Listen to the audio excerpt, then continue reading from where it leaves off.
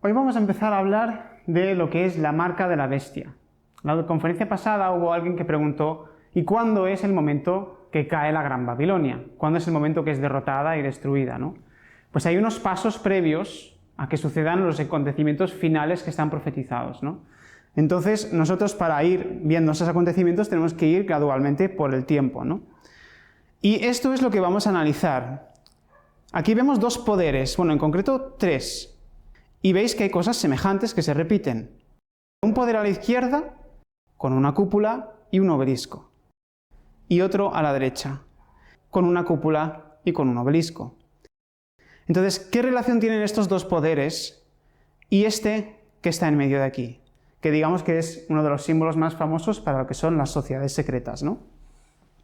Esto es lo que vamos a analizar hoy. Pero antes me gustaría mostraros un pequeño vídeo que es como a modo introductorio, con música, con imágenes, para que cada uno se haga una idea y luego en la conferencia veréis como todo lo que se ve está relacionado y quedará demostrado después.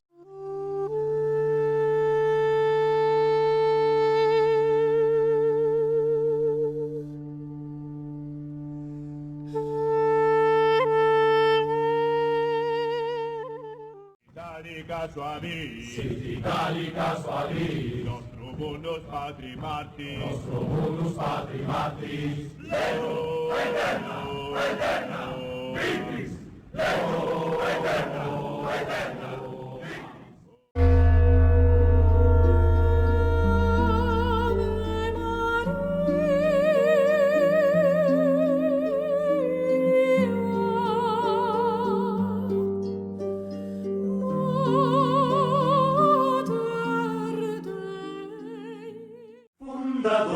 Sois Ignacio y general de la compañía real que Jesús con su nombre distinguió, la legión de Loyola con fiel corazón.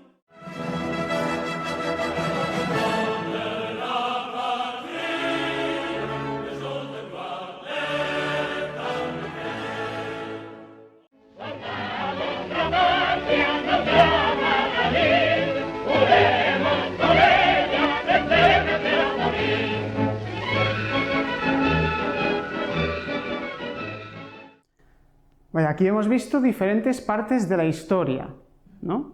Hemos empezado con unas imágenes de que podría haber sido el Imperio Persa, hace ya muchos años, y luego pasando por el Imperio de Roma, luego por el Papado y la Revolución Francesa y también la Guerra Civil que hubo aquí en España, ¿no? ¿Qué tienen en conexo todos estos eventos y qué tienen relación con la marca de la bestia?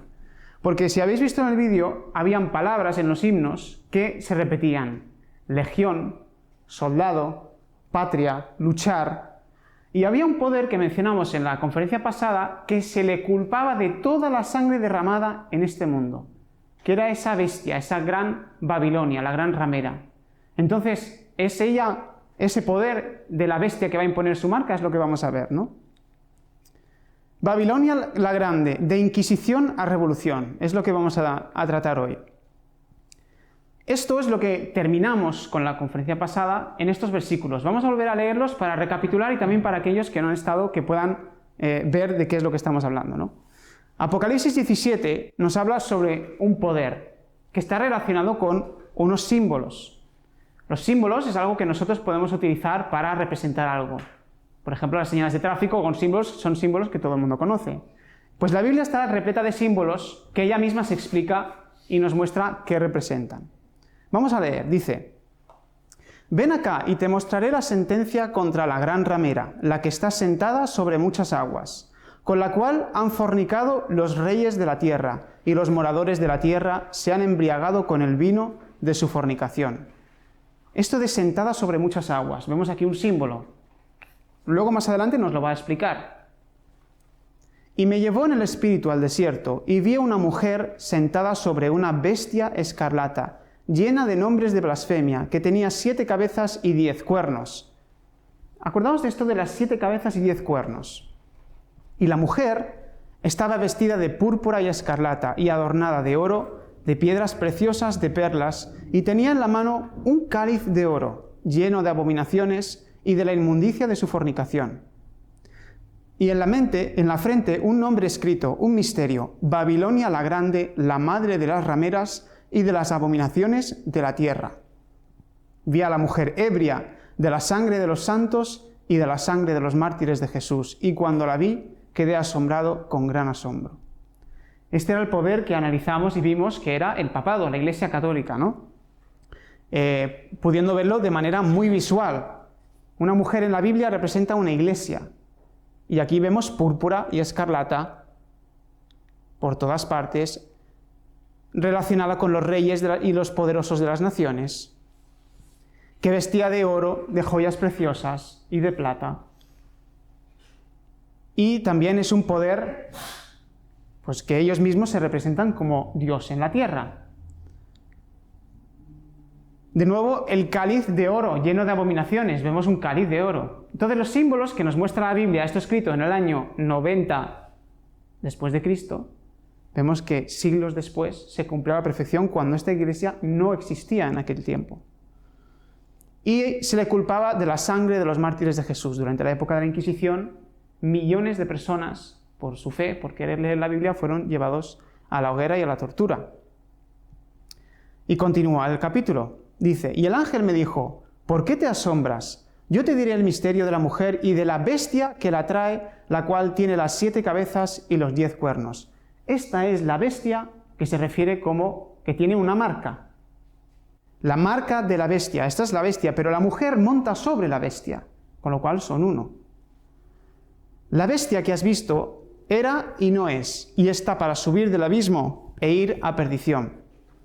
Y los moradores de la tierra, aquellos cuyos nombres no están escritos desde la fundación del mundo en el libro de la vida, se asombrarán viendo la bestia que era y no es y será. ¿Qué nos está diciendo aquí? Que este poder fue. Luego hubo un tiempo en que no era, ya no tenía el dominio, y luego ¿qué pasará? Que volverá a tenerlo. Esto para la mente que tenga sabiduría. Las 7 cabezas son 7 montes sobre los cuales se sienta la mujer. Habíamos visto cómo Roma se hablaba como la ciudad de las 7 colinas. Y los 10 cuernos que has visto son 10 reyes que aún no han recibido reino, pero por una hora recibirán autoridad como reyes juntamente con la bestia. Estos tienen un mismo propósito y entregarán su poder y su autoridad a la bestia. Pelearán contra el Cordero y el Cordero los vencerá, porque Él es Señor de señores y Rey de reyes, y los que están con Él son llamados y elegidos y fieles. Me dijo también: las aguas que has visto, las que mencionamos en el principio del capítulo, donde la ramera se sienta, son pueblos, muchedumbres, naciones y lenguas, con lo cual este poder, esta iglesia se asienta tiene el poder sobre muchos pueblos y muchas naciones. Y la mujer que has visto es la gran ciudad que reina sobre los reyes de la tierra, Roma. Ese es el pueblo, la gran ciudad que reina sobre el mundo, o sea, que gobierna el mundo. Y nos lo dice un libro que ellos mismos dicen que les pertenece a ellos y los escribieron ellos. Vamos a ver que no. Apocalipsis 13. Todo el mundo conoce la historia de la marca de la bestia, o digamos quizá como un mito o un cuento, ¿no? De que va a haber una marca que si no podrás ni comprar ni vender. Pero es que en el capítulo en el que está no habla solo de una bestia, sino que habla de 2. Pues la marca de la bestia implica 2 bestias. Con lo cual, pues, por cuestión de tiempo, hoy vamos a analizar una de ellas, para ver cómo van a trabajar las 2 para llevar adelante ese plan de marcar a la humanidad entera. Con lo cual vamos a leer el capítulo entero de Apocalipsis 13 y luego entraremos en materia. Me paré sobre la arena del mar y vi subir del mar una bestia. ¿Sobre quién estaba sentada la mujer de la bestia? Sobre muchas aguas. Y del mar, de nuevo ese mismo símbolo nos aparece. ¿Está hablando del mismo símbolo? O sea, de lo que es el mismo poder. Vamos a ver. Una bestia que tenía 7 cabezas y 10 cuernos, y en sus cuernos 10 diademas y sobre sus cabezas un nombre blasfemo. Pues la gran ramera estaba sentada sobre esta bestia. Y la bestia que vi era semejante a un leopardo, y sus pies como de oso, y su boca como boca de león. Y el dragón le dio su poder y su trono y grande autoridad. El dragón en la Biblia es Satanás. Con lo cual Satanás es el que le da el poder a esta entidad para que ejerza la autoridad sobre la tierra. Vi una de sus cabezas como herida de muerte, pero su herida mortal fue sanada. ¿Recordáis que decía ese poder que era, que no es y que será? O sea, que era, recibió una herida mortal y luego volverá a ser.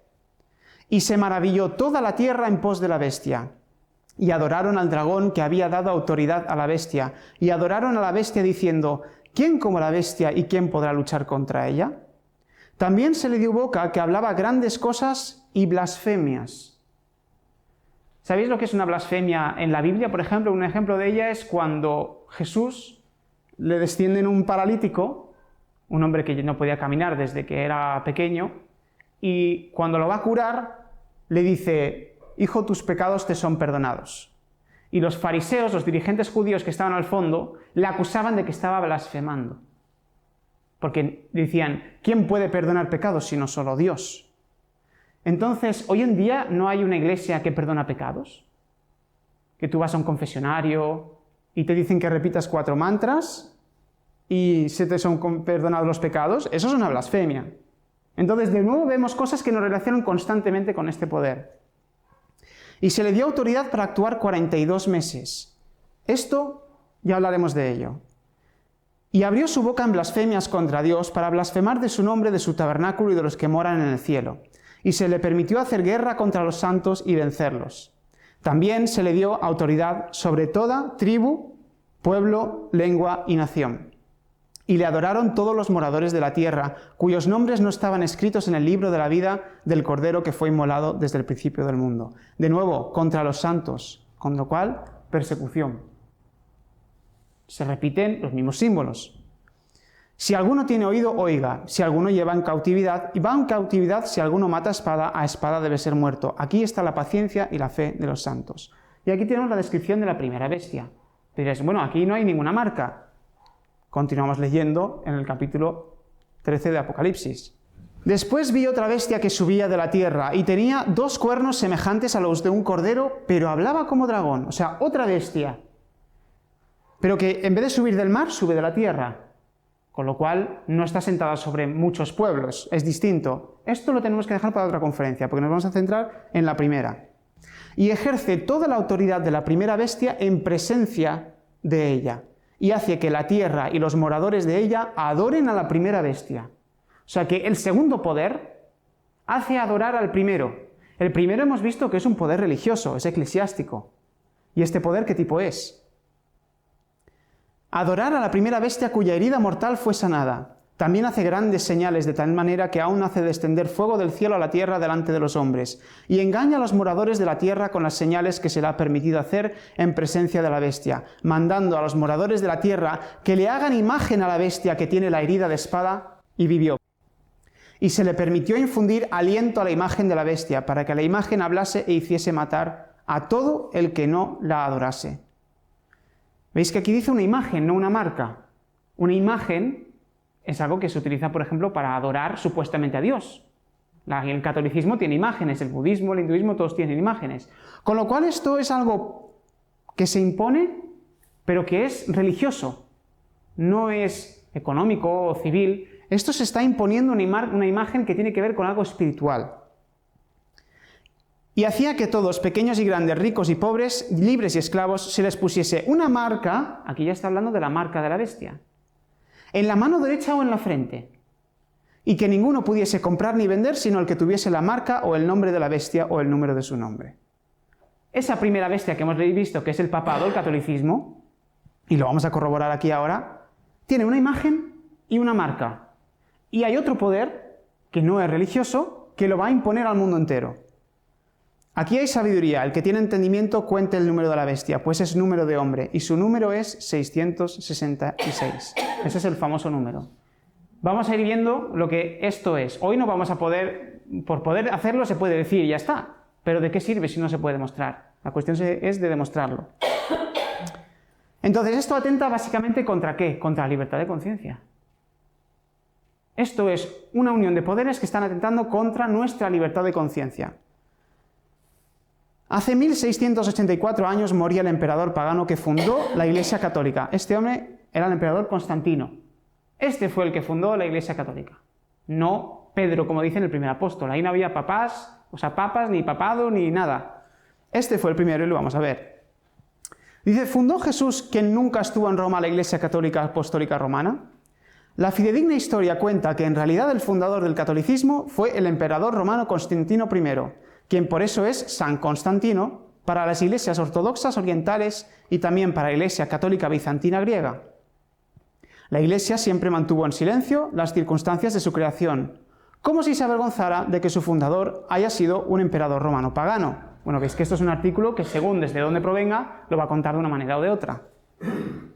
Constantino, hijo de una mujer hoy conocida como Santa Elena, nació en el año 274 en Naissus, en la actual Serbia. La creación de referida religión fue una de las consecuencias directas del resultado de la batalla del Puente Milvio, librada el 28 de octubre del año 312 entre los ejércitos de Constantino y Magencio por el control de la totalidad del Imperio Romano. Obviamente, no nos queda más remedio que leer historia, y esto puede ser más o menos tedioso según el que lo esté leyendo y escuchando, pero es necesario, porque si no conocemos el pasado de este poder, no vamos a poder conocer el futuro. El triunfo correspondió a Constantino, devoto de Mitra, y de este vamos a hablar mucho. Un dios que siglos antes los soldados romanos habían traído de Persia.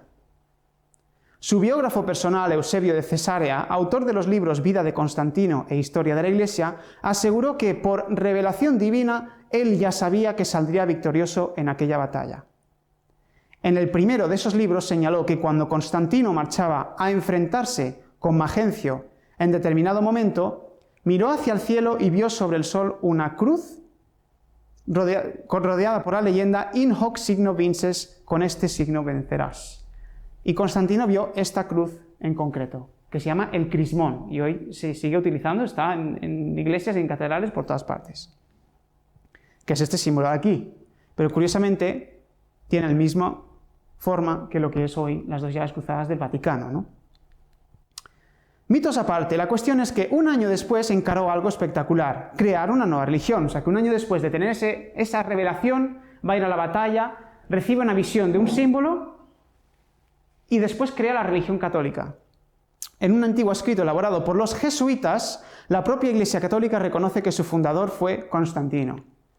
Y aquí tiene el propio escrito, dice, queriendo el Señor dar paz a su Iglesia, convirtió milagrosamente al emperador Constantino, el cual quedó tan trocado en su corazón que en agradecimiento de tan gran merced, no solamente dio licencia para que se edificasen templos por todos los dominios en los cuales Cristo fue glorificado, el mismo Constantino en su imperial palacio lateranense mandó labrar un templo suntuoso en honor a nuestro Salvador, dice en este escrito. Pues leímos en la conferencia pasada que Jesús, cuando le vinieron los discípulos diciendo, mira maestro, nuestro templo, qué maravilla, esas piedras y todo, y Jesús dijo, no quedará piedra sobre piedra que no sea derribada. Como diciendo, la gloria de los templos no es lo que yo quiero, porque la gloria soy yo. Entonces, aquí manda construir precisamente todo lo contrario a lo que Jesús dijo, ¿no? El objetivo del emperador de armar una nueva religión con él a la cabeza fue puramente político, porque él siguió siendo devoto de Mitra, el dios Sol. Por eso armó su iglesia según el modelo del sacerdocio mitraísta, que hasta entonces era la religión oficial de Roma. La iglesia nunca abandonó ese origen pagano, hasta el bonete alto y apuntado en que las grandes ceremonias usan las máximas jerárquicas eclesiásticas, se llama mitra o toca persa, el sombrero que llevan los obispos, cardenales y papas, ¿no? Que realmente tiene un origen de Babilonia, porque si os fijáis, cuando lo miráis de lado, es como una boca de pez. Y eso viene de un dios babilónico antiguo que se llamaba Dagón, que quizá más en otro día lo podemos hablar, pero de cristiano no tiene nada. El proyecto de la creación de la nueva religión empezó a armarse en el año 313 a través del Edicto de Milán.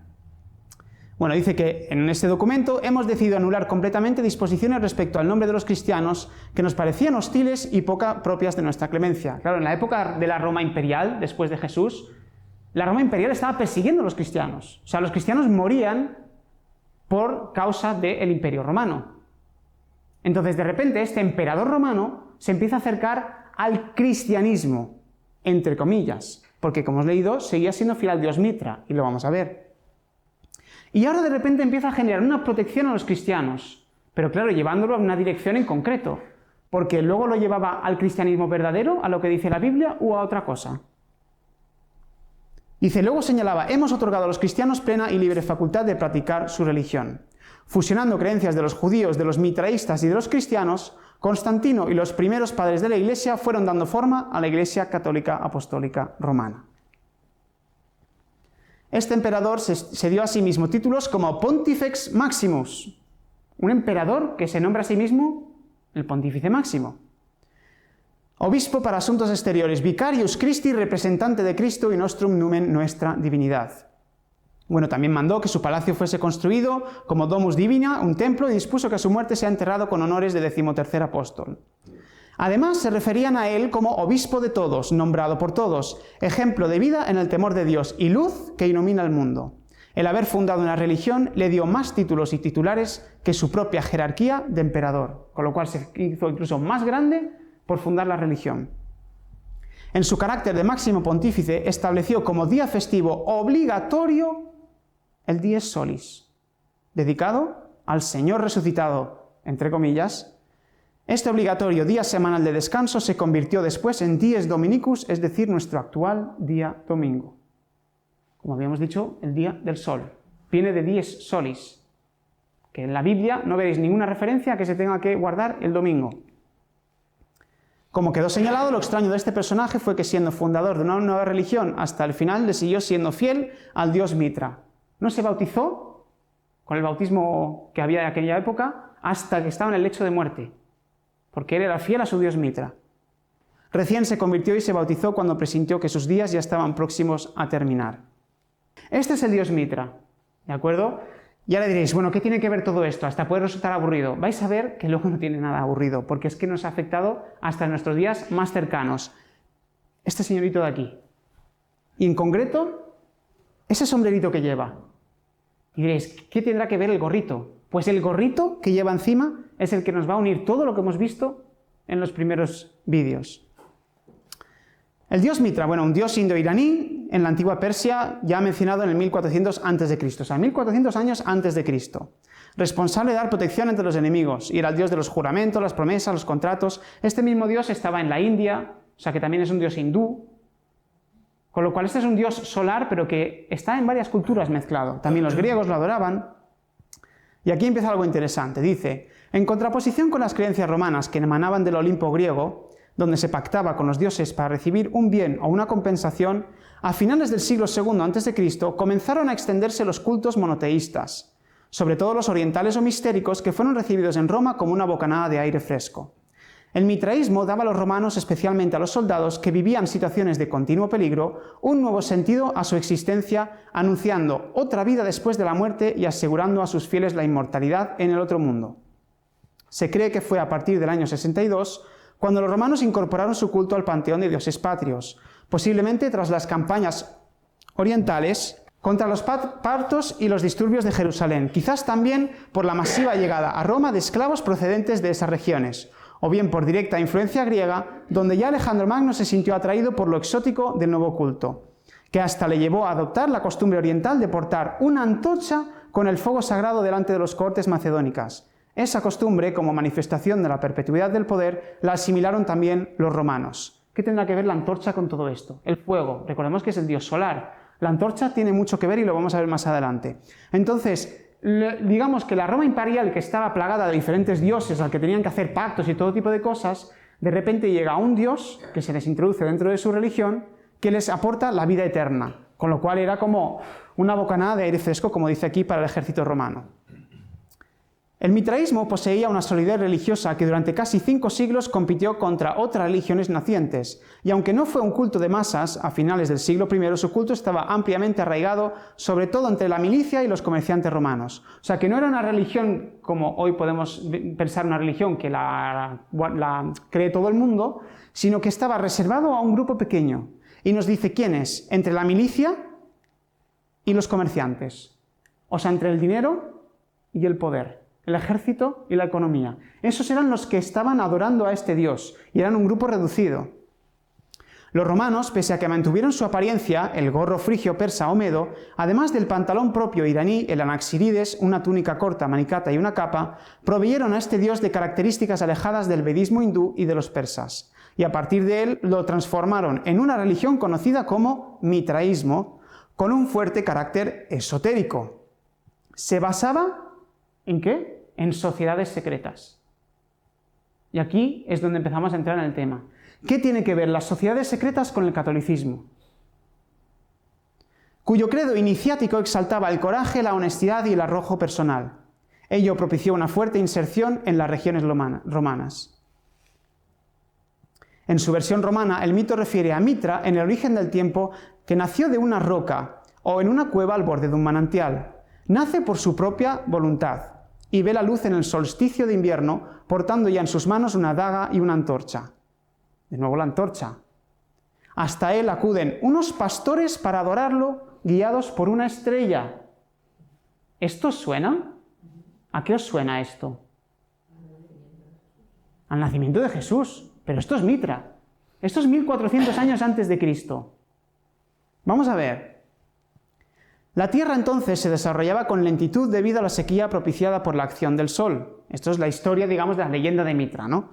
Mitra se enfrenta a él, al Sol, y tras vencerlo acaban haciendo las paces.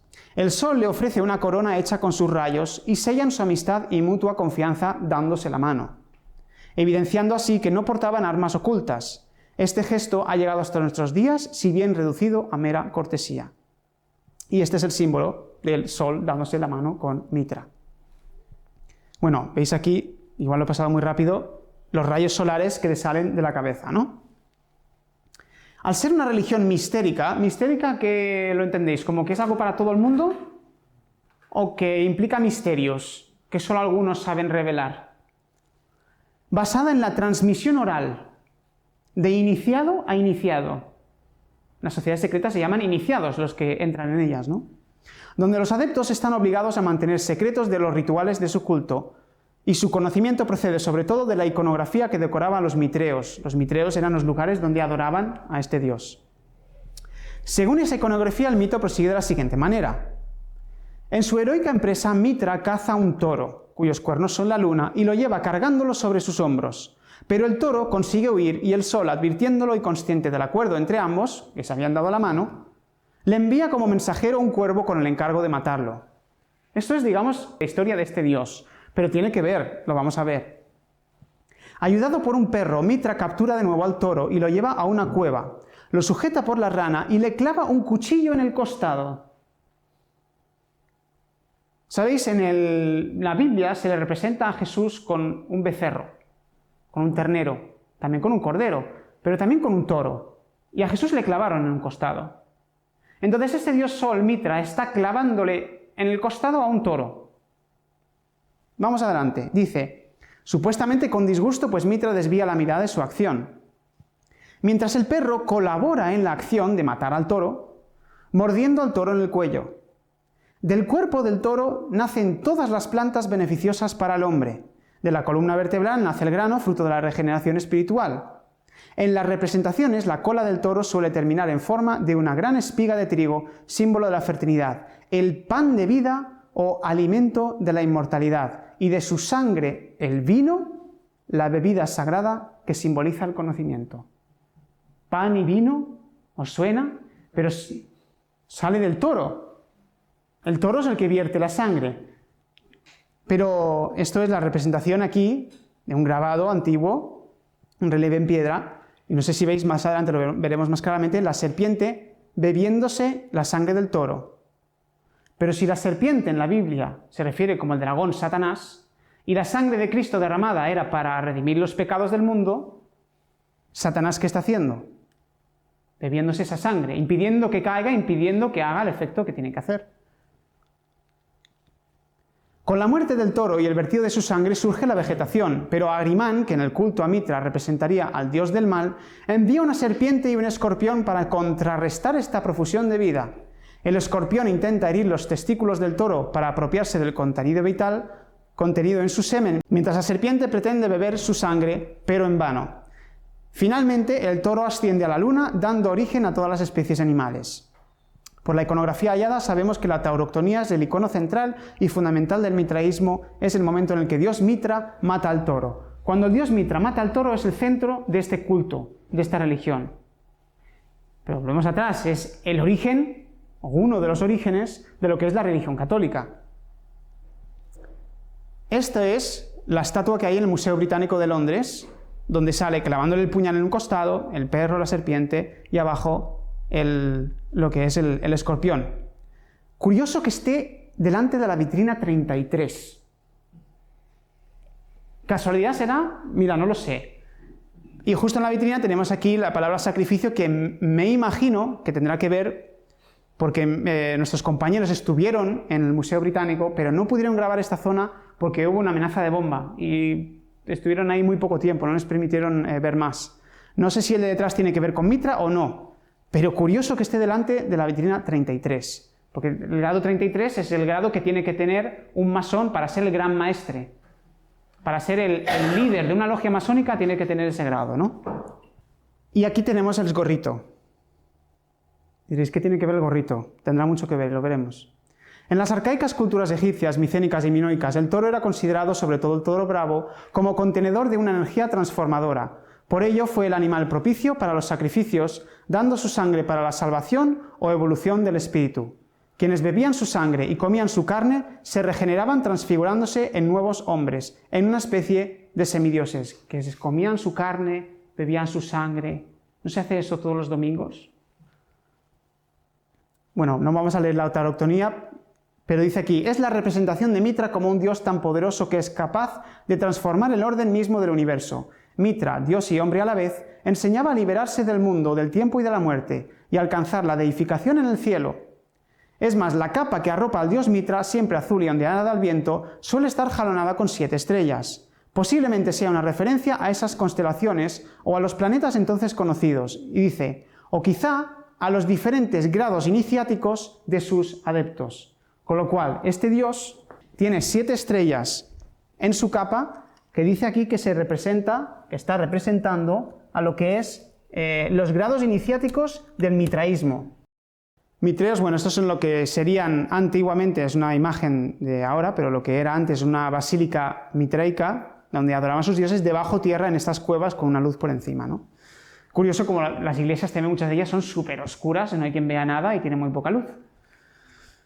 No vamos a leer sobre la cámara, dice, el acto central del culto mitraico era el ágape, rememoración del mítico banquete sagrado celebrado por Mitra con el sol tras vencer al toro. O sea que el banquete del pan y del vino, de la carne y de la sangre, era el culto central del mitraísmo, que nos vemos el espejismo claramente con la Iglesia Católica. El culto central es la Eucaristía. Y el banquete era presidido por el padre, pater. ¿Cómo se le llama al sacerdote? Padre.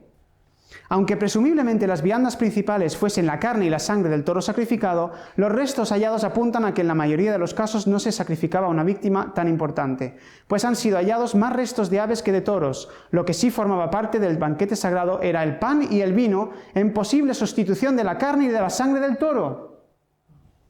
Y quienes participaban de él estaban llamados a resucitar después de la muerte. ¡Qué coincidencia! ¿No nos suena esto al pan y al vino? Dice, en el culto romano de los misterios de Mitra existen 7 niveles iniciáticos. Vamos a analizarlos. Dice, estos niveles de mayor a menor son los siguientes. Primero, el del cuervo, Mercurio, que es Córax. El cuervo era el mensajero del sol. Al igual que el buitre, es un animal que puede comer carroña sin que la regurgite o le produzca indigestión. Transmuta lo nocivo en algo útil y nutritivo. De ahí que ocupe el primer nivel iniciático, que posiblemente pudo estar reservado incluso a niños.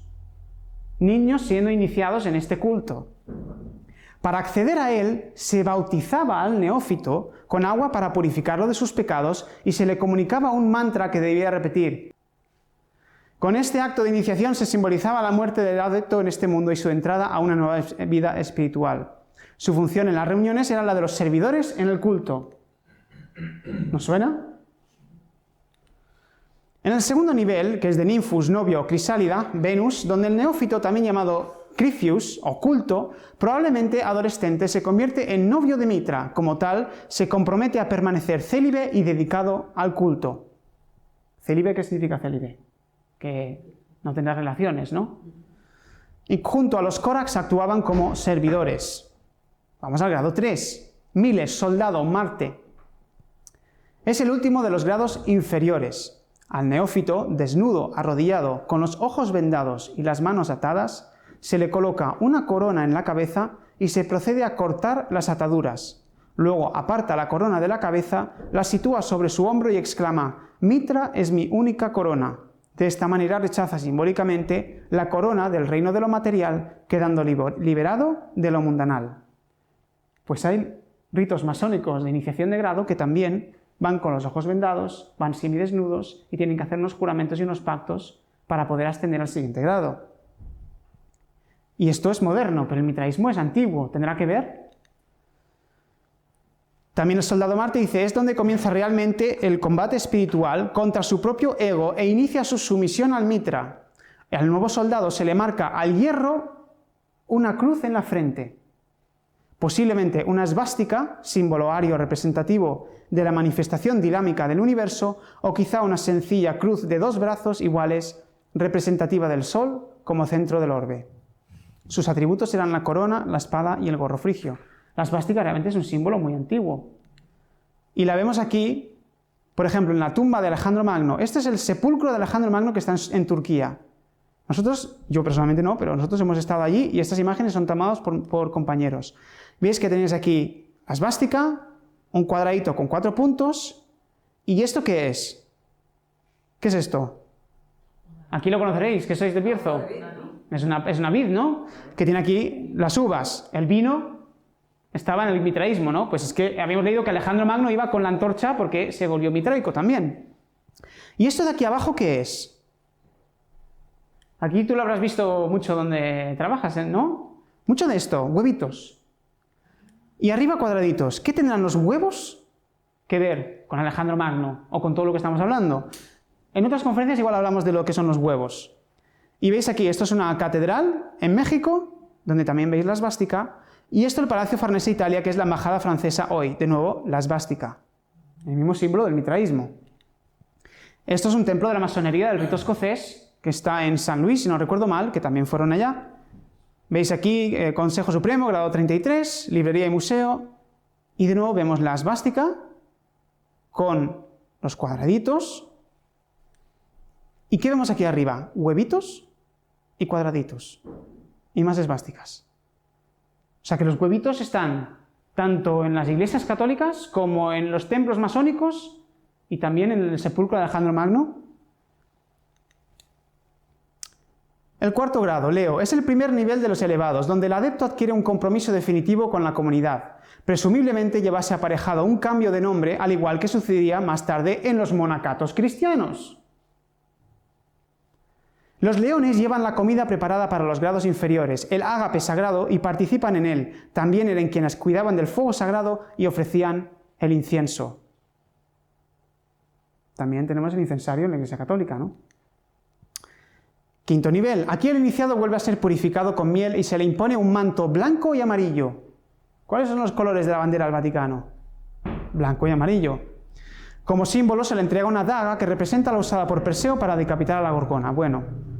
Y el 6º. En este nivel el iniciado es el representante del sol en el banquete sagrado. Se sienta junto al pater que preside en representación de Mitra. Se caracteriza porque va vestido con una túnica roja, color del sol y de la sangre. Y el 7º grado. Es el grado más elevado. El pater, el padre, es el maestro espiritual de la comunidad. Va revestido con una túnica roja, con mangas adornadas de amarillo, y lleva en la cabeza un gorro frigio, también de color rojo, junto a Heliodromus. Preside los banquetes rituales personificando a Mitra. Es el que preside el banquete, el que preside el pan y el vino, ese banquete. Como símbolos de su nivel, de su hombro cuelga una pátera, un cuenco que en su sentido gnóstico es símbolo de pobreza espiritual, y también porta un bastón y una hoz. Hay uno que se llama padre que también va con un bastón y que viste de rojo. ¿Sabéis por qué va de blanco la reina? Además va vestida de una manera curiosa, ¿no? ¿No parece que va de boda? Pues es que va vestida como si fuera la novia, la esposa. ¿De quién? De Cristo. Del Papa, el representante de Cristo. O sea, ella está declarando aquí que el Papa es Dios en la tierra. Eso es lo que ella está representando vestida de esta manera. Esto solo lo pueden hacer las reinas que son católicas. Y busqué en internet y pregunté, ¿cuántos niveles hay en el catolicismo?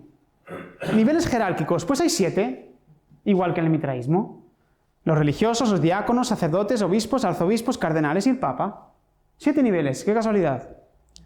Sus miembros en el mitraísmo entre sí se llamaban fratres, hermanos, y se consideraban iguales entre ellos, ya fuesen libres o esclavos, ricos o pobres, nobles o plebeyos. A finales del siglo III se produjo un sincretismo entre la religión mitraica y ciertos cultos solares de procedencia oriental, que en Roma cristalizaron en la nueva religión del Sol Invictus.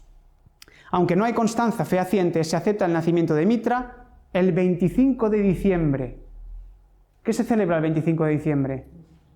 Navidad, ¿no? ¿Y qué se celebra el nacimiento de quién? Coincidiendo aproximadamente con el solsticio de invierno, y en esa fecha se conmemoraba. Los adeptos de Mitra sacralizaban también el domingo, día del sol, al igual que los días 16 de cada mes. 1400 años antes de Cristo. Aquí están los datos. Vamos a entrar en materia. Gran Logia Provincial de Baleares. Aquí nos dice Sol Invictus. ¿Qué significa Sol Invicto? Una deidad solar venerada en el Imperio Romano a partir del siglo III después de Cristo. Su festival más notable se celebraba el 25 de diciembre, el dios Sol, coincidiendo con el solsticio de invierno, y se considera que influyó en la elección de la fecha del nacimiento de Jesucristo. Pues la Biblia dice lo contrario, que nació entre septiembre y octubre, con lo cual ¿a quién está adorando aquí? Sol Invictus se representa con un halo radiante y comparte similitudes con otras deidades solares, reflejando la veneración universal del Sol en diferentes culturas. Y en su página nos ponen esta imagen, que es la imagen que representa al Sol Invictus, al dios Sol. ¿Nos suena? De nuevo. Y este de abajo encaja perfectamente con el símbolo de los jesuitas, que hablaremos de ellos, porque hemos visto su himno al principio de la conferencia, ¿no? Universidad de Chicago. Vamos a ver este documento donde nos dice esta cosa breve. Según las tradiciones persas, el dios Mitra fue encarnado en la forma humana del Salvador esperado por Zaratustra.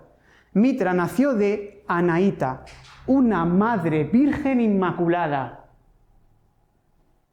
una vez adorada como una diosa de la fertilidad antes de la reforma jerárquica. Los príncipes armenios de Armenia eran todos sacerdotes de Mithras, y todo un distrito de esta tierra estaba dedicado a la Virgen Madre Anaíta. Muchos mitreums o templos mitraicos fueron construidos en Armenia, que siguió siendo uno de los últimos bastiones del mitrarismo.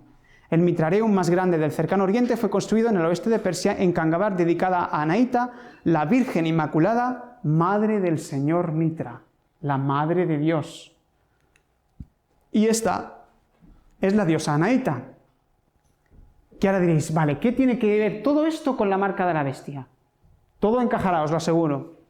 Diosa persa de las aguas y sanación y la sabiduría. La veis aquí, con alitas y con 2 leoncillos al lado. ¿Nos suena esta mujer con los rayos solares en su cabeza, igual que Mitra? Y con las estrellas de 8 puntas, que también simbolizan mucho. Y si os fijáis, con una corona, igual que tenía la diosa Anaíta, reina del cielo, la diosa madre. Constantino el Grande. Vamos a hacer un repaso breve para poder continuar con lo que es ese gorrito que nos lo va a unir todo.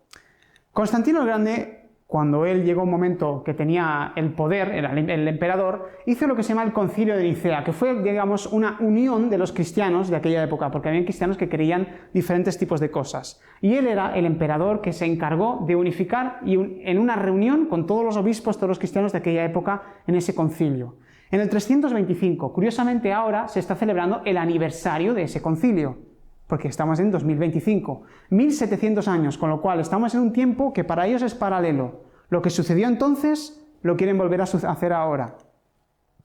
Este documento de la Universidad Pontificia de Salamanca nos habla de la unión de la Iglesia y el Estado, y esto es lo que la Iglesia Católica hizo en aquel tiempo, que se unificó el Imperio Romano con el poder sacerdotal del papado, ¿no?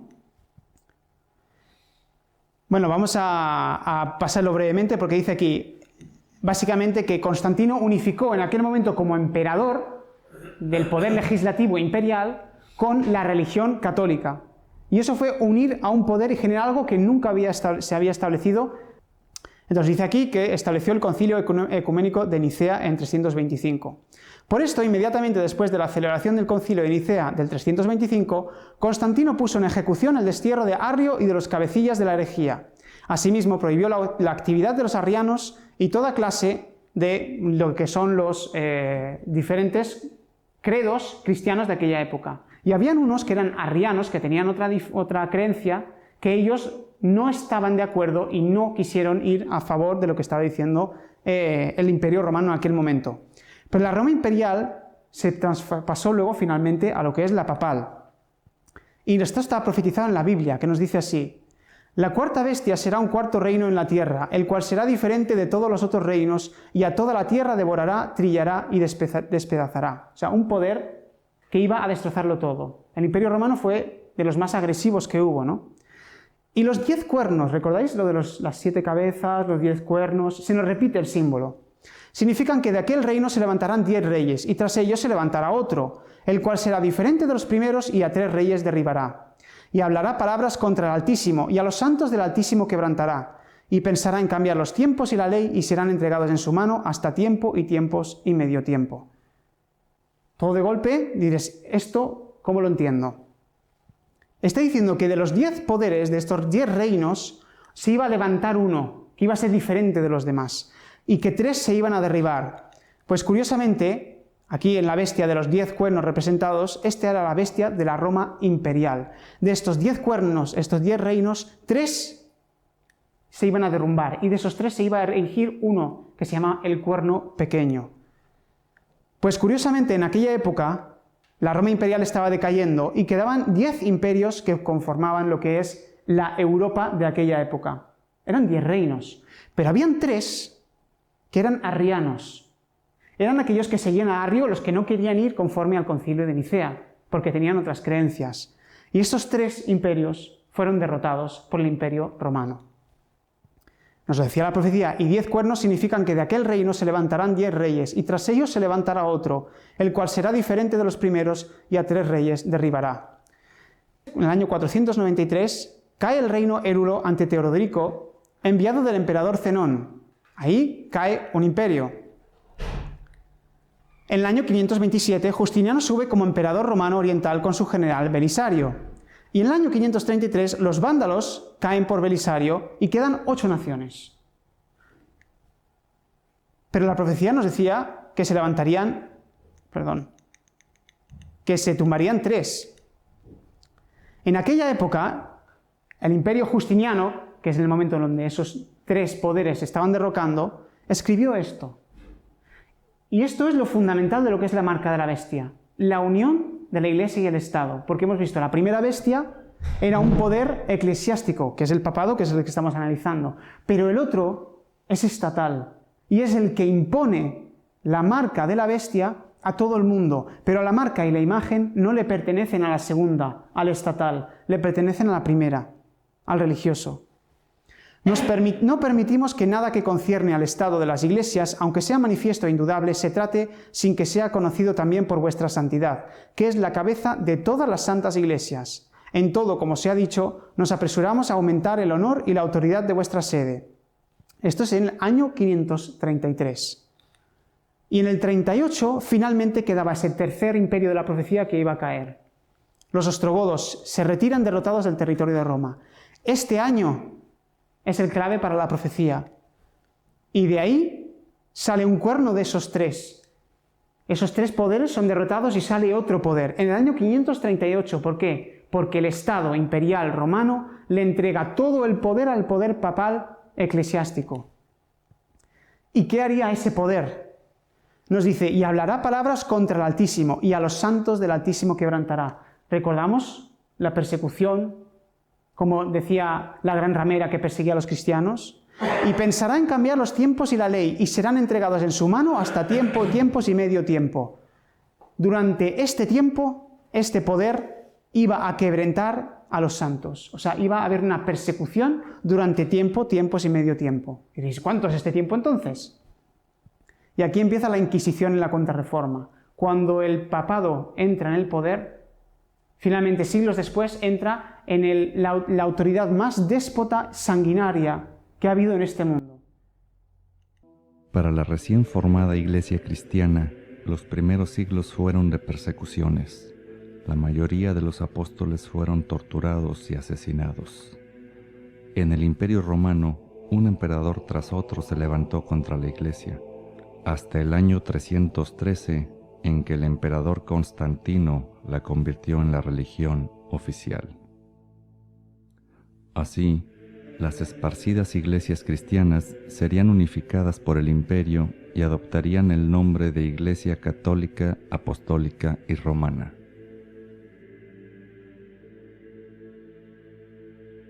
A la vez que la Iglesia avanzaba protegida por el imperio, se fue mezclando con él, volviéndose una entidad política poderosa y suplantando al pasar de los siglos la palabra de Dios por tradiciones, ritos y supersticiones.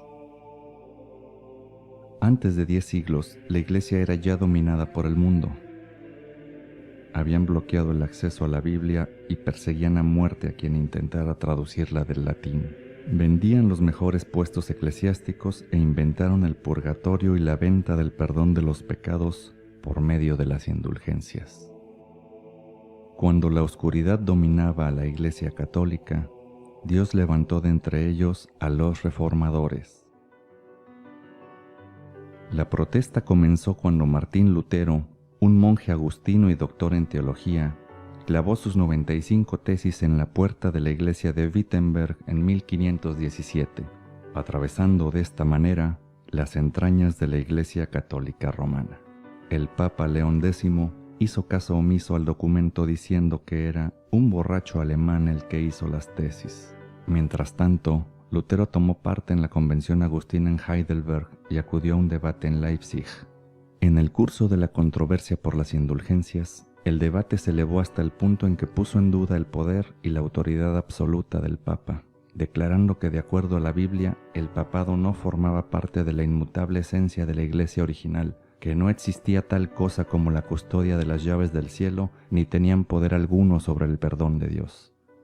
Lutero profundizó aún más en sus estudios y enseñanzas de la Biblia, dedicándose a desmentir con ella muchos de los engaños de la Iglesia romana. En 1520, el Papa envió a Lutero una bula donde le amenazaba con excomulgarlo si no se retractaba de sus tesis. Después de quemar personalmente el documento, contestaría en una carta: «Yo no me someto a leyes al interpretar la palabra de Dios». Excomulgado y escondido bajo la persecución de la Iglesia Católica Romana, Lutero escribió varios libros, tradujo la Biblia al alemán y compuso uno de sus más famosos himnos. Nos pueden despojar de bienes, nombre, hogar, el cuerpo destruir, mas siempre ha de existir de Dios el reino eterno. Lutero creía lo que escribía y estaba dispuesto a mantenerse firme sin importar el costo. La protesta que inició Lutero continuó propagándose como un fuego inextinguible. Mientras más reformadores iban emergiendo, una declaración en latín surgió de ese momento: post tenebras lux, después de la oscuridad, luz. En su intento por recuperar el control, la Iglesia Católica Romana encendió los fuegos de la hoguera con la carne de los protestantes.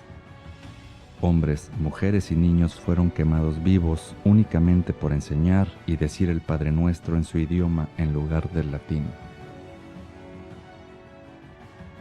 En Inglaterra, William Tyndale fue llevado a la hoguera en 1536 por traducir e imprimir el Nuevo Testamento en inglés. Siguiendo sus pasos estuvo John Rogers en 1555 después de completar la traducción del Antiguo Testamento. Rogers fue el primero de casi 300 puritanos que serían quemados vivos por su negativa a someterse a la autoridad de la Iglesia Católica Romana bajo el reinado de María I, conocida como María la Sanguinaria. En Francia, en 1572, los monarcas católicos Carlos IX y su madre, Catalina de Medici, ordenaron asesinar a los protestantes durante la matanza de San Bartolomé. En París, asesinaron a 3.000 personas en una sola noche y en el resto del país a cerca de 30.000. El Papa Gregorio XIII mostró su complacencia mandando acuñar una medalla conmemorativa y declarando que había sido una victoria de la fe sobre los perros infieles. Mientras la sangre seguía derramándose en las calles y las amenazas continuaban llegando desde Roma, los protestantes continuaron predicando e imprimiendo la palabra de Dios. Aunque eran perseguidos, asesinados o quemados en la hoguera, su derramamiento de sangre no fue en vano. Tertuliano lo había dicho siglos antes: la sangre de los mártires es semilla de nuevos cristianos. Realmente hay muchos que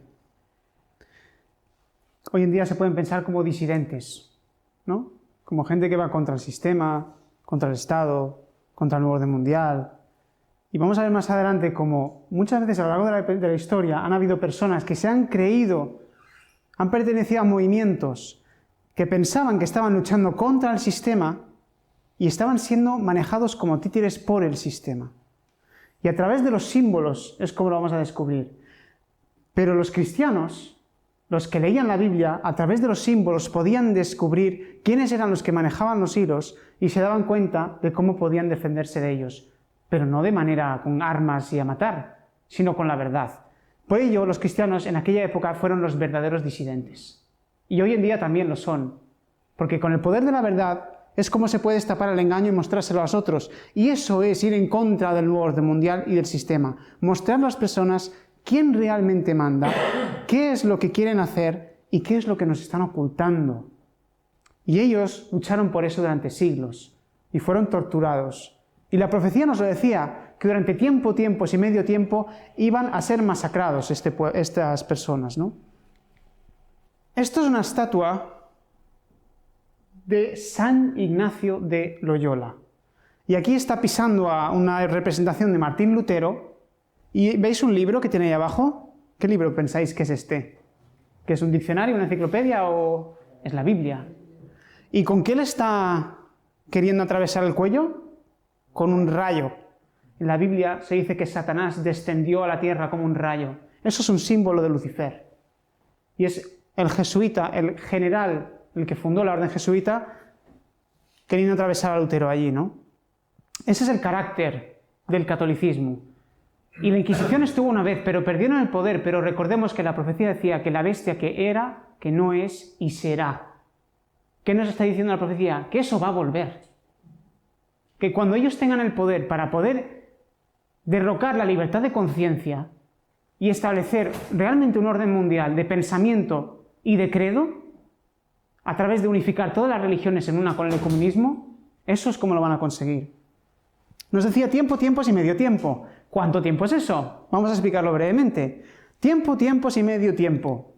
En la Biblia, o los judíos, para ellos un año establecido, como decir un año, eran 360 días. Y cuando se dice en plural, tiempos, que no se dice 3 o 4 o 5, sino tiempos, son 2 años, 720 días. Y medio tiempo, obviamente, 180 días. Esa persecución no duró 3 años y medio literales. Duró 3 años y medio proféticos, porque en la Biblia hay profecías de día por año. Y dice, por un día que te doy en la profecía, tú tienes que contar un año. Con lo cual son 1260 días, que son 1260 años. ¿Desde cuándo? ¿Qué año fue el que cayeron esos 3 poderes, que salió ese cuerno pequeño, que volvió a coger el poder y que el Imperio Romano se unió literalmente con la Iglesia, ¿no? La Iglesia y el Estado? Fue el año 538. Más 2260 años nos lleva a 1798. Esto es una profecía de tiempo. Entonces, en la Biblia mucha gente la puede interpretar de muchas maneras. Hay diferentes símbolos, tú puedes decir yo creo que esto es lo otro, tal, pero cuando hay una profecía de tiempo, clava la profecía de tal manera que ya no se puede mover, no lo puedes quitar del sitio. No puedes decir, no, es que este símbolo representa aquello. No, porque hay una profecía de tiempo que fija la profecía y te dice, esto es la interpretación. ¿Qué pasó en 1798? Porque nos decía, vi una de sus cabezas como herida de muerte, pero su herida mortal fue sanada. O sea, que iba a recibir ese golpe, el papado iba a recibir un golpe que iba a perder el poder, aparentemente, y luego lo iba a recuperar. 1798. El general Berthier, por orden de Napoleón, encarcela al Papa Pío VI. ¿Sabéis la Revolución Francesa? Lo que ocurrió, que se generó un movimiento de ateísmo absoluto, razón absoluta, nada de religión y perseguir todo lo que tenga que ver con el cristianismo, sea católico o no. Hasta matarlos, degollarlos y hacer todo lo peor. Pues el Papa fue encarcelado, fue arrestado, digamos, secuestrado y finalmente murió en la cárcel. Y el papado recibió ese golpe mortal que parecía que no se iba a levantar en la Revolución Francesa. ¿La profecía fue exacta o no fue exacta? 1260 años, 538 a 1798. Y decía que esa herida iba a ser sanada y se comenzó a sanar. Poco a poco el papado fue recuperando el poder, el papa fue el que coronó a Napoleón de emperador, y en el Tratado de Letrán de 1929, Mussolini, ¿qué es lo que hace Mussolini? Le entrega al papado el Estado Vaticano como Estado soberano y un país. O sea, que una cosa que antes no tenían, de repente tienen una nación. Una nación en el mundo que es iglesia y Estado a la vez. Que el Papa es pontífice, pero también es presidente, digamos. Es el Vaticano. El país, el Estado del Vaticano. Y ahora entramos en materia. Que esto es lo que nos va a unir todo. Para luego continuar. Esto es, digamos, el símbolo de la Revolución Francesa. Entonces, la Revolución Francesa, que fue la que le pegó el golpe, digamos, ese mortal a la bestia, ¿fue por casualidad o fue orquestado? Este es el símbolo típico que se conoce, pero ¿qué es lo que lleva en la cabeza? Un gorro frigio, igual que Mitra, el dios solar que estábamos analizando antes. ¿Y qué pasó en la Revolución Francesa? Lo que cogen es una mujer llamada Sofía, que era cantante de ópera, y la meten en el Parlamento francés y la entronizan como diosa de la razón. Y dicen, ya no queremos religión, Dios no existe, nosotros somos una nación atea, que nosotros lo que vamos a basar nuestra nueva religión, porque fue una religión, en la razón. Que luego, por la razón, masacraron a miles de cristianos, con lo cual mucho sentido común no tenían. Y entronizaron a esta mujer, este es un cuadro representativo de ello. ¿Qué lleva en la cabeza? Un gorro frigio. ¿El catolicismo? ¿El catolicismo provocando la Revolución Francesa? ¿Para generar ellos mismos un golpe para luego transformarlo de otra manera? Porque claro, ¿qué pasó en aquella época? Que antes de la Revolución Francesa, muchos protestantes estaban hartos de ser masacrados por lo que es el papado, por toda Europa y por otras religiones protestantes, y se fueron a Estados Unidos, huyendo, para poder fundar una nueva nación basada en ¿qué? Libertad de conciencia, derechos humanos, libertad de pensamiento, todo lo contrario a lo que había en Europa, que había la imposición del Vaticano. ¿Y qué tiene abajo? ¿Qué está pisando? O sea, que un poder católico pisando un Cristo. ¿Y qué tipo de zapatitos lleva? ¿Quién lleva zapatos rojos? Bueno, estos últimos dos ya no los llevaba, pero Benedicto bien que los llevaba, ¿no? Los zapatitos rojos y anteriores también. ¿Esto se liga todo? Vamos a ver si casa todo. De nuevo tenemos la estatuita del dios Mitra, el dios Sol, con el gorro frigio. ¿Quiénes fueron los principales instigadores de la Revolución Francesa? Pues fueron los jesuitas. Los jesuitas fueron los principales instigadores de la Revolución Francesa. O sea, una orden militar, porque los jesuitas son una orden militar, tiene un general. Lo que pasa es que su manera de actuar no es con armamento y no van vestidos de camuflaje, sino que actúan a través de la traición, del asesinato, de los acuerdos, de la infiltración. Esa es su manera de ejercer. Pero es un poder muy poderoso. Y de hecho, el general de los jesuitas se le llama el Papa Negro, que incluso dicen ellos mismos que manda más que el Papa mismo. Y nos recuerda también al símbolo solar del dios Mitra. Pues ellos estuvieron dentro del movimiento jacobino. ¿Qué era el movimiento jacobino? Nos dice aquí. Los jacobinos eran los miembros del grupo político de la Revolución Francesa llamado Club de los Jacobinos, cuya sede se encontraba en París, en el convento de los frailes dominicos, conocidos popularmente como frailes de la calle Saint-Honoré. Y ellos, ¿cuál es su ideología? Radicalismo, ilustración, nacionalismo, soberanismo, republicanismo, antimonarquismo, antiabsolutismo, anticristianismo, anticatolicismo, todos los antis. Liberalismo, burguesismo, populismo, nacionalismo francés, culto de la razón y del ser supremo, izquierda. Movimiento de izquierdas. Se empezó a promover eso, ¿no? Pero ¿son los mismos jesuitas que están promoviendo movimientos anticatólicos? Pues mirad lo que lleva aquí el símbolo de los jacobinos. Pues un gorro frigio. Voltaire que era un hombre que escribió mucho en aquella época, escribió artículos, libros en contra del papado, o sea, era anticatólico total, de caras afuera, y él era jacobino. Nos dice aquí, Voltaire era un escritor, historiador, filósofo y abogado francés que perteneció a la francmasonería. De nuevo, sociedades secretas y catolicismo juntos. Y figura como uno de los principales representantes de la Ilustración, un período que enfatizó el poder de la razón humana y de la ciencia en detrimento de la religión.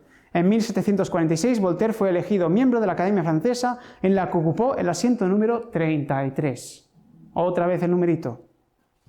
Sus esfuerzos culminaron en la Revolución de 1973, cuando la Biblia fue descartada y la existencia de la deidad negada. Había dicho: estoy cansado de oír a la gente repetir que 12 hombres establecieron la religión cristiana. Demostraré que un hombre puede ser suficiente para derrocarla. ¿Sabéis quién dijo algo más o menos lo mismo? Marilyn Manson. Más o menos dijo lo mismo. Un masón jacobino que va en contra del catolicismo y de todo lo que es cristiano en general. Pero si investigáis, aquí tenemos un documento donde nos dice su educación, ¿dónde fue? En Colegio Jesuita Louis le Grand París, de la que salió muy agradecido a la formación cultural que allí le ofrecieron. Su vida entera fue una paradoja, despreciaba a la humanidad y sin embargo se interesaba con pasión por los hombres. Ridiculizó el clero y dedicó uno de sus libros al Papa, o sea que su trabajo total fue quitarle importancia al papado y tirarlo por tierra, ¿no? A pesar de ser un rabioso anticlerical, siempre habló bien de sus maestros jesuitas. Voltaire, en su casa, en su castillo, vamos, erigió una iglesia en la que puso la inscripción: Voltaire la erigió a Dios, a la que iba a misa los domingos acompañado de varios guardaespaldas. ¿Qué es esto? Católico, perteneciente a una orden militar católica que promueve un movimiento anticristiano y anticatólico para generar una revolución, para promover un movimiento totalmente ateo y una masacre, y todo el movimiento de izquierdas que tenemos hoy en día. Con lo cual los movimientos revolucionarios y de izquierdas, tanto los de derechas, los llevan los mismos. Ellos manejan un mando y manejan el otro para luego llevar a la confrontación, porque ¿qué sucedió? Que los movimientos cristianos y los movimientos revolucionarios republicanos entraron en confrontación, ¿no? Y los jacobinos, que tenían el gorro frigio como símbolo. Pero vemos aquí un símbolo de la República Española también con el gorro frigio. ¿Cuál es la simbología del gorro frigio? Esta mujer de aquí se llama la Mariana de la Segunda República Española con el gorro frigio. Mariana. ¿Quién era la madre de Mitra? Anaíta. Y ella era la Inmaculada. María. ¿María Ana? ¿Se juntan los dos nombres? ¿Es casualidad? Las dos repúblicas españolas, la de 1873 y la de 1931, tuvieron un único símbolo, una mujer mariana. Influencia más que evidente de la Revolución Francesa. Una mujer que reunía en sí el concepto de república y el concepto de justicia social, que en aquellos tiempos se veían como sinónimos y que portaba en su cabeza un gorro frigio. La Mariana de la Primera República lleva en su mano izquierda la balanza de la justicia y en la derecha la ley, representada en la forma de las tablas que Moisés recibió en el monte Sinaí. Aquí la tenemos, la Mariana de la Primera República Española. ¿Veis ese símbolo? Un triangulito, muy visto en la masonería, ¿no? La Mariana de la Segunda República, por su parte, también lleva la balanza de la justicia y se acompaña por un león, el símbolo de la fuerza. Las dos Marianas de la justicia españolas tienen otra cosa en común. Aparte de la balanza, un gorro frigio, la prenda principal de la Revolución Francesa. Y aquí la vemos. La Segunda Mariana de la República Española. Libertad, igualdad y fraternidad. Lo mismo que la masonería. O sea que aquí estamos viendo que tanto los jesuitas como la masonería, la Iglesia Católica estaba involucrado en estos movimientos revolucionarios. Otra imagen de lo que era este símbolo de la Mariana. ¿Veis aquí que las mujeres la están como adorando, ¿no? ¿Tendrá algo que ver con el feminismo? Más bien sí. Más bien sí. Si centramos la imagen, aquí la tenemos, y a la izquierda tenemos a la Mariana de la Primera República Española y a la Mariana de la Segunda República Española. Si juntamos estas imágenes, ¿no tenemos a Anaíta? Mariana. ¡Wow! ¿No? O sea que la diosa babilónica, porque esto proviene de Babilonia, recordemos, la gran Babilonia, la madre de las rameras, donde su culto procede de hace mucho tiempo. De mucho tiempo viene esto, con una virgen diosa, madre de Dios. Esto es muy antiguo, pero es que está inmerso en nuestra sociedad actual. Y las personas que iban a luchar y a batallar a muerte por una ideología que era infundada por las personas eran las personas contra las que pensaban que luchaban. Por ejemplo, ¿cómo se dice? El confesor de Franco, el padre Llanos, en Madrid, era a la vez el confesor y el que le daba los ejercicios espirituales jesuitas a Franco, era también el que levantaba el puño en alto por el comunismo en los barrios de Madrid, de Vallecas. O sea, que llevan los dos bandos. Ellos son los que manejan los dos, generan el caos y luego llevan adelante el orden que ellos quieren, hacia ese nuevo orden mundial. Con lo cual, cuidado con los movimientos nacionalistas, independentistas y de todo tipo, porque puedes estar arrastrado en un movimiento en el cual tú piensas que estás luchando en contra de algo, pero estás yendo a favor como una marioneta. Pues lo mismo puede pasar con el nuevo orden mundial, la gente que va contra el sistema, etcétera, etcétera, contra la Agenda 2030, pero es que igual estás yendo en pos de la agenda y te están llevando así, como un niñito, no te estás dando ni cuenta. El sentimiento republicano se vio afianzado por el rostro femenino de la Mariana española, símbolo de identidad nacional. El interés que mostraría la Segunda República por la iconografía revolucionaria francesa ya se hizo patente en 1873, en la proclamación de la primera. Fue Tomás Padró Pedret, dibujante de la revista La Flaca, el encargado de alegorizar la República, utilizando para ello una serie de recursos propios de la iconografía revolucionaria francesa. O sea que se utilizó lo que es la Revolución Francesa, los simbolismos para la República Española, como hemos visto. La famosa efigie con el pecho al aire sería tomada por la República con el interés de despertar el ardor revolucionario que insuflaba en los corazones de la conocida Marianne o Marianne francesa, llamada así, esta mujer se llamó así, Mariana, por el español Juan de Mariana, filósofo de derecho y jesuita. Con lo cual, ¿los jesuitas fueron los que organizaron la Guerra Civil Española? Pues sí. Y la francesa también, porque 20 años antes de la Revolución Francesa les expulsaron de Francia. ¿Y cuál fue su movimiento de venganza? Dijimos, ¿así? Pues vamos a cargarnos en vuestro país y vamos a conseguir el dominio. Y de paso vamos a aprovecharnos a bajar al papado en ese momento y ponernos en el poder. Y finalmente, ¿qué consiguieron? Un papa jesuita. Porque el papa anterior, Francisco, fue jesuita y el que hay ahora va por la misma línea, la misma índole. La Mariana española de Tomás Padró comparte toda clase de características con su homóloga francesa.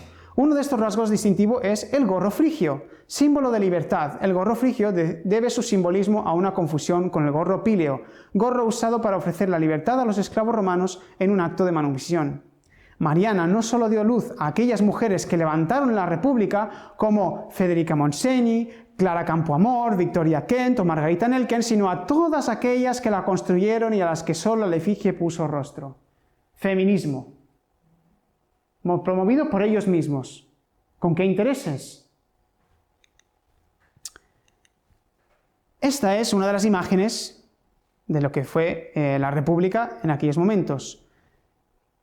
¿No suena esta? Y esta de aquí a la izquierda, ¿qué está pisando? Un Cristo. Y si esta está pisando un libro, ¿qué libro está pisando? Es una Biblia. ¿Por qué querrían estos poderes que no leyéramos la Biblia? Todo esto va de esto. Y de una libertad de conciencia que quiere ser pisoteada para establecer un credo único y una marca única, porque todo esto va sobre esto.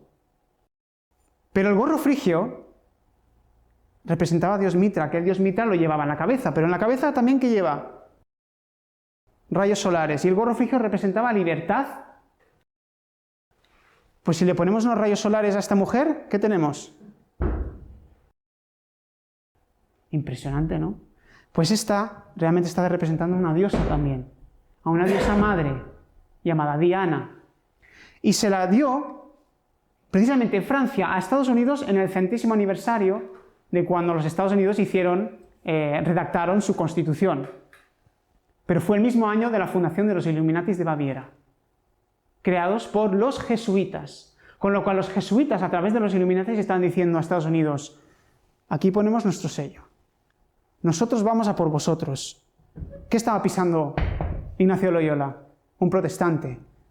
La nación estadounidense, ¿sobre qué se fundó? Sobre el protestantismo. ¿Huyendo de qué? Del papado. Conociendo que ellos eran la bestia. Pero hoy en día ha cambiado todo mucho eso, y lo vamos a ver. Otro papa, Pitufo. ¡Qué casualidad!, ¿no? Con un gorro frigio. Era el único que lo llevaba rojo, ¿eh? Los demás lo llevaban todos blancos. Pero él era el papa, Pitufo, ¿no? O sea, él, rey... Bueno, es que no puede ser, ¿no? Y otro papa, Noel. También con un gorro frigio. Pero ¿el Papá Noel cuándo viene? ¿Qué día viene el Papá Noel? 25 de diciembre, fum, fum, fum, como mitra, gorro frigio. ¿De dónde viene todo esto? Pues viene de Babilonia, esto es muy antiguo. Y otro papa, que en caso es Clemente, que parece un Papá Noel, tal cual, porque como tiene la línea blanca por abajo, el collarín blanco y todo, desde luego que, para que veáis, ¿no? Y ¿quién era? El Pater, el que representa a Mitra. Marianne, simbología. Bajo la apariencia de una mujer tocada con un gorro frigio, Marianne encarna la República Francesa y representa la permanencia de los valores de la República y de los ciudadanos franceses: libertad, igualdad, fraternidad. Movimiento de izquierdas. Marianne es la representación simbólica de la madre patria fogosa, guerrera, pacífica y protectora. Pero hemos visto que representa a la madre diosa. La madre patria es la madre diosa. Ser patriota o amar a tu país no tiene nada de malo. Pero una cosa es cuando lo llevas a los extremos, como se ha llevado, con unas intenciones. Los orígenes de Marianne, aunque son inciertos, parecen estar en las representaciones del artista Honoré Daumier en 1848 como una madre que cuida a dos niños, Rómulo y Remo. ¿Quiénes fueron Rómulo y Remo? Los que fundaron Roma. Amamantados por una loba. Lupa es una prostituta. Luperca. De ahí viene la palabra lupanar, que es un prostíbulo. Efectivamente. Esa diosa está representando una prostituta. ¿Cómo se le llamaba la Gran Babilonia? La Gran Ramera, madre de las rameras, ¿no? Bueno, fue representado con una madre de dos niños, Rómulo y Remo, o por el escultor Francesc Roux durante la monarquía de Julio. Bueno, la efigie de Marianne es representativa también de la corriente de masonería liberal conocida como la Gran Oriente de Francia. O sea que también hay una Marianne, digamos, revolucionaria, hay una Marianne pagana católica y hay una Marianne masónica también. La francmasonería jacobino y revolucionaria. Acordaos de lo que dijimos del grado 33. El decorado cambia en consecuencia el oriente donde tiene su sede el venerable. El venerable es el gran maestre, el líder de una logia masónica. Se convierte en la montaña. El propio venerable lleva un gorro frigio. Las sociedades secretas, hubo un momento que el catolicismo a través de los jesuitas los quisieron infiltrar. ¿Por qué? Porque la mayoría de ellos eran protestantes y aunque sabemos que la masonería tiene un trasfondo ocultista y muy oscuro, hay gente que también se iniciaron ahí de buena fe y de buen corazón y que aún piensan que están haciendo buenas voluntades. Pero en su trasfondo sabemos que es totalmente lo peor. Entonces, ¿qué pasó? Que los jesuitas a través de los Illuminati se introdujeron en lo que es la masonería para poder generar todos estos movimientos. ¿De qué? De caos para generar orden. Los sellos se modifican igualmente en el de Ródez. El gorro frigio aparece encuadrado por dos haces y la divisa Unión y Libertad. Y aquí lo vemos. Y aquí podemos ver donde los jesuitas, donde el papado, el catolicismo, ha ido dejando su sello de sus orígenes oscuros, de sociedades secretas, y donde ellos han ido consiguiendo el dominio. Vemos el escudo de Argentina, con el gorro frigio, y el sol, arriba. El escudo de Bolivia, lo tenemos aquí. Escudo de la República Federal de Centroamérica. Tenemos un triángulo, con el centro, el gorro frigio. Eso estaba representando al dios Sol, ese triángulo y el ojo. Y de nuevo, el mitraísmo, el dios Sol. Escudo de Colombia, gorro frigio. Escudo de Cuba, gorro frigio. Nicaragua, Nueva Granada, el sello de Hacienda de Paraguay, El primer escudo de la República Dominicana y el de Venezuela. ¿Y dónde vemos más? En El Salvador, más claro, un triángulo, una pirámide con un ojo en el centro. ¿Están las sociedades secretas en estos países? Desde luego que sí. Y finalmente, el sello del ejército de los Estados Unidos y el sello del Senado de los Estados Unidos. Ellos querían ponerse aquí. Y aquí están. Y hablábamos de un poder eclesiástico que no tiene un ejército propio, que no tiene, digamos, el poder militar, pero que tendría un brazo, una segunda bestia, un poder militar imperial, y este es el imperio más poderoso de hoy en día, que iba a imponer a todo el mundo la marca de la bestia. Y ellos tienen su sello aquí puesto como que están ya infiltrándose en ese país, que antes eran aborrecidos, pero poco a poco el catolicismo ha ido entrando. ¿Y qué nos decía la profecía? Que este poder, que iba a dominar 1260 años, que iba a recibir una herida mortal y que iba a revivir, y que luego todo el mundo iría en pos de la bestia, pensaría en cambiar los tiempos y la ley. ¿Recordáis las marianas? ¿Qué tenían en un brazo? Tenían una tabla con la ley. Y decían que representaba los 10 mandamientos de Moisés, pero a la vez están pisando una Biblia. Entonces este poder, esta Marián, esta María, esta Naíta, este poder babilónico, aparentemente va con una ley en la mano, pero está pisando la Biblia, que contiene la ley de Dios. Y dice que cambiaría los tiempos y la ley. Vamos a ver la ley. Mandamientos de Éxodo 20, que lo encontraréis en cualquier Biblia, incluso en una católica. Y el Catecismo Católico. Primer mandamiento, no tendrás dioses ajenos delante de mí. Amarás a Dios sobre todas las cosas. ¿Vale? No te harás imagen, ni ninguna semejanza de lo que hay arriba en el cielo, ni abajo en la tierra, ni en las aguas de debajo de la tierra. No te postrarás ante ellas, ni les darás culto. Una imagen, una estatua. ¿Y aquí dónde está? ¿Pensó en cambiar los tiempos y la ley? Claro, porque si no, ¿cómo continúan con todo su culto babilónico, pagano antiguo, si ponen este mandamiento, ¿no? No tomarás el nombre de Jehová tu Dios en vano. No tomarás el nombre de Dios en vano. Cuarto, acuérdate del día del sábado para santificarlo. 6 días trabajarás y harás toda tu obra, mas el 7º día es sábado para Jehová tu Dios, no hagas en él obra alguna. Tercero, santificarás las fiestas. ¿Dónde queda el sábado? ¿Cuál era el día que impusieron para el Sol Invictus? El domingo. Honra a tu padre y a tu madre. Honrarás a tu padre y a tu madre. No matarás, no matarás. No cometerás adulterio, no cometerás actos impuros. No hurtarás. No dirás falso testimonio, ni mentiras, no robarás. Y dice finalmente, no hablarás palabras contra tu prójimo, falso testimonio. Bueno, eso lo dice aquí. Pero claro, al borrar la segunda, han tenido que desplazar todas para arriba. Y la 10ª, que es no codiciarás cosa alguna de tu prójimo, o sea, no codiciarás en general, la divide en 2, no codiciarás la casa de tu prójimo y no codiciarás nada que sea de tu prójimo. Claro, porque se han cargado un mandamiento, tienen que crear uno de la nada. Y en vez de crearlo, pues dividen uno en 2. Y la profecía, 2600 años antes del día de hoy, estaba diciendo que esto iba a acontecer. Otra vez una profecía cumplida, con tiempo, con más factores. Y recordemos, cuantos más factores, más difícil. Y hoy estamos en el 2025, 1700 años del Concilio de Nicea, y que ahora será primer destino papal de León XIV. ¡Qué casualidad! Pues están intentando unificar a todas las religiones del mundo y también a todas las religiones cristianas. Pero recordad el objetivo, ¿cuál es? Pisar la Biblia. Pisar la Biblia totalmente e imponer al mundo entero una marca. Conclusión. La Biblia profetizaba cómo la Roma imperial iba a convertirse en la Roma papal, uniendo la Iglesia y el Estado.